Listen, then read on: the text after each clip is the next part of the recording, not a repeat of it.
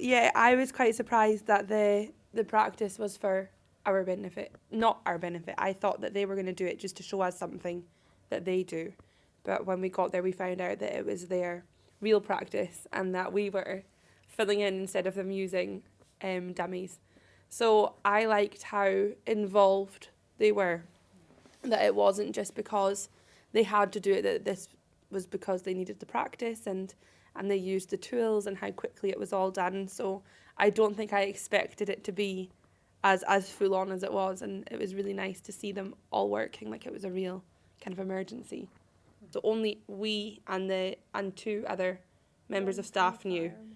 And very, very quickly the fire engine department and the ambulance department split their resources effectively to deal with all of us. So I was very impressed by that, at how quickly they knew in their heads, in this moment of emergency, what was the best to do. And once they got me from the car, I had to pretend that I was unconscious.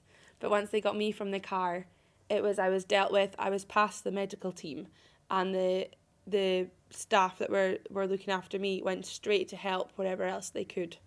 And that was amazing. They were very, very efficient in anything that they did. Back home in Scotland, we don't have the same practices as what you do here. So the fire department was saying that they practice maybe 8 times a year, like what they did with us. At home, we don't get as involved in their practice. So they keep their practices, I think, internal, and they do their training and stuff without the help from civilians. When you're dealing with real people, your need for communication's a lot higher. Whereas if you knew that the dummy can't hear you or it can't respond to you, then you're more likely to just get on with it. Situation. Having something that doesn't move, doesn't follow instructions, like you do it as you were taught.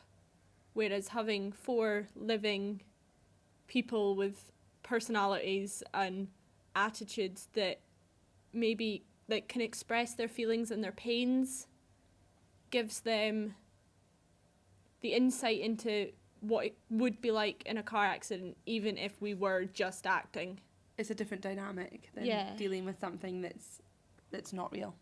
So I've never seen our fire department work or in that kind of setting before, because unless they're called out to an actual emergency or an actual accident, then we don't really get to see the preparation part of that. And I have been fortunate enough not to ever need their help. But I think they're quite similar in terms of the team here seems like a very close team, and the teams back home, because it's quite a small community, they're really close teams as well, so they work really well together. But I can imagine from being put in that situation, like simulation, that it must be really scary for people who actually need them. I had to pretend that I was unconscious, but again, like you, I was kind of looking around and I wanted to make the most of the experience that we were in.